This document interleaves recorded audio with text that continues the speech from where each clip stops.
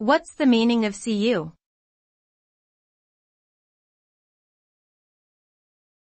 Cu.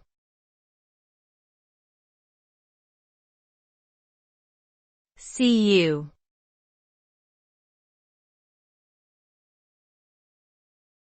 Cu.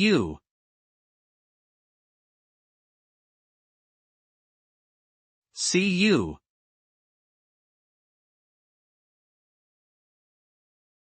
Cu is commonly used as an abbreviation for the element copper in the periodic table. Copper is a ductile and malleable reddish-brown metal that is an excellent conductor of both heat and electricity.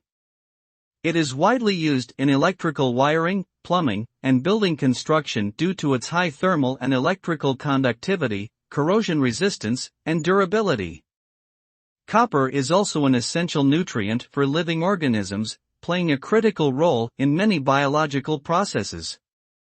Beyond these practical applications, copper has cultural and historical significance in numerous civilizations and is found in works of art, jewelry, and architecture around the world.